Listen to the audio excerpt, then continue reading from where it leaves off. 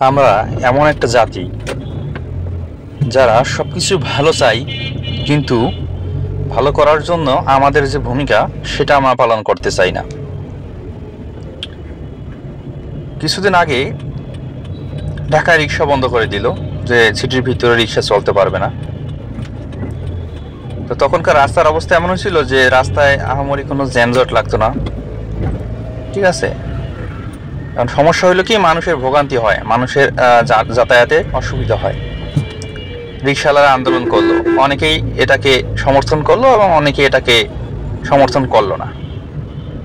তারপর কি হলো, আমাদের সরকারের আইন ব্যবস্থা, এটার কথা তো বলার কিছু নাই।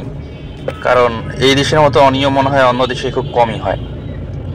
অনিয়ম যদি অন্য দেশে হয়ও সেটার একটা সিস্টেম থাকে, একটা লিমিটিং থাকে, বা দেশটাকে এগিয়ে নেওয়ার জন্য তারা হয়তো কিছু বিষয়কে প্রাধান্য দেয়। এটা আমাদের এই দেশ, যেখানে শুধু স্বার্থে টাকা পয়সা যদি আসে, সেখানে আইন অনাইন বা সরকারি কোনো বিষয় নাই, সবখানে দুর্নীতি অনিয়ম চলে আসে। তো যেটা বলতেছিলাম, যে দেন এই রিক্সাগুলা চালু করে দিল, ভালো কথা। দেওয়ার পরে রাস্তাঘাটে কি বেহাল দশা করলো দেখেন। মানে আমার গাড়ির সামনের দৃশ্যটা দেখেন, যে বাম দিকে তো একটা স্কুল বাস দাঁড় করা রাখছে, রাস্তার একটা লেন চিকন হয়ে গেছে, অপোজিট লেন অলরেডি অর্ধেকের বেশি জায়গা নিয়ে নিয়েছে। আর বাকি অংশটুকুর মধ্যে দেখেন আমার ডাইনে বাঁয়ে দেখেন, ঠিক আছে, ডাইন বাম পুরা রিক্সা দিয়ে ভরে গেছে।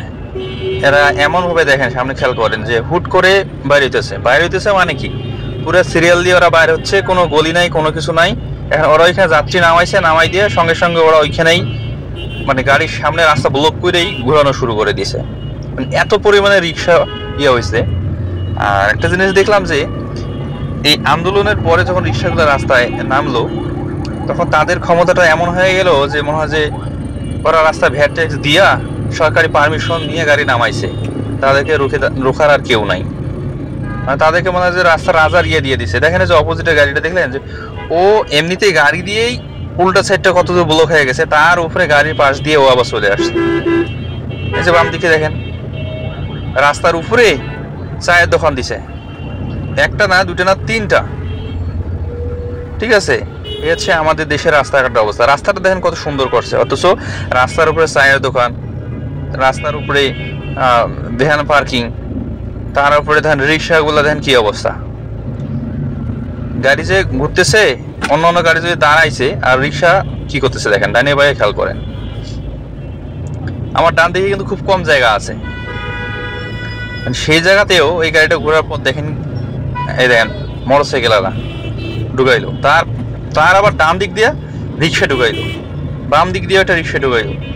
সামনে যে জান্নাতুল ফিরদৌস একটা বাস দাঁড়ায় আছে, স্কুল টাইমে এই রোডটাতে এরকম করার কোনো মানে হয় না। বাস পার্কিং করে রাখছে, রিক্সা আবার ওই সিএনজির অবস্থা দেখেন, ও বাসের পিছনে যায়, এখন ও কি কাজটা করে দেখেন, এবং এই রিক্সাগুলোর অবস্থাটা দেখেন। পুরো রাস্তা একটা ক্লিয়ার রাস্তায়ও তারা ব্লক না করে ছাড়ে না, রাস্তা পুরো ব্লক করে তাদেরকে চালাইতে হবে, এবং কোথাও কাউরে একটু দেওয়া যাবে না। দেখেন অবস্থা দেখেন, সিএনজির অবস্থা দেখেন, ও কই ঢুকছে, দুই গাড়ি এখানে ও চাপতাছে। আমার এই যে ডান সাইডে দেখেন রিক্সাওয়ালা দেখেন, মানে ওই লেনের গাড়ি লেন বরাবর দাঁড়ায় আছে, কিন্তু রিক্সা এই দিকের লেনে চলে আসছে, আইসা পুরো লেনটা ব্লক করে ফেলতেছে। আর এইভাবে যখন পুরোটা ব্লক করে ফেলে, এইখানে একটা লম্বা জ্যামের সৃষ্টি হয়। এই জায়গাটুকু আমার 2 থেকে 3 মিনিট সময় লাগছে, যখন রিক্সা অফ ছিল, যাতায়াতে কোনো গাড়ি দিয়ে কোনো জ্যামজট কোনো কিছুই ছিল না। অথচ যে রিক্সা চালু করে দিল, এখন দেখা যায় হাতে 10 মিনিট বেশি সময় নিয়ে গেলেও দেখা যায় স্কুলের সময় আমার লেট হয়ে যাচ্ছে। আবার স্কুলে যখন আমি বাচ্চাকে নামাইতে আসতে যাচ্ছি, তখন আমার এই বের হয়ে আসতেও মনে হয় যে 10টা মিনিট লেট করা লাগতেছে। অনেক সময় 10 মিনিট 15 মিনিট লেট করতে হয়, যেখানে 1 মিনিটও লেট করার কোনো কথা না।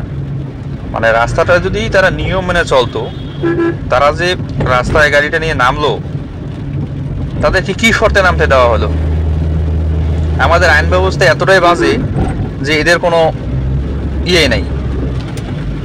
দেন তাদেরকে যখন নামাই দিছে, তাদেরকে এতটুকু তো করা দরকার ছিল, তাদের একটা সিকিউরিটি কোড ফলো করানো দরকার ছিল। প্রতিটা রিক্সাটা নাম্বার প্লেট করা উচিত ছিল, কোন মালিকের গাড়িটা বা কে গাড়ি চালাচ্ছে, এই ধরনের কিছু ডিটেলস তাদের রাখা উচিত ছিল।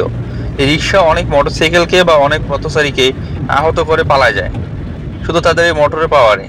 আমার গাড়িতেও কয়েকদিন আগে লুকিং গ্লাসে লাগাই দিয়ে সে চলে যাচ্ছিল, তো আমি গাড়ি টান দিয়ে তাকে ধরা পড়ে। সে বলে যে আমার ভুল হয়ে গেছে। আমি বললাম যে যখন লাগাই দিছো তখন দাঁড়াও নাই কেন? তুমি লাগাই দিয়ে লুকিং গ্লাসটা ভেঙে তুমি যাচ্ছ, তুমি তখন দাঁড়ায় বলতে পারতা যে ইয়া। তাদের সোজা তো ভুল হয়ে গেছে। আমরা তো গরিব মানুষ, রিক্সা চালাই খাই, কিছু কি করবো বলেন।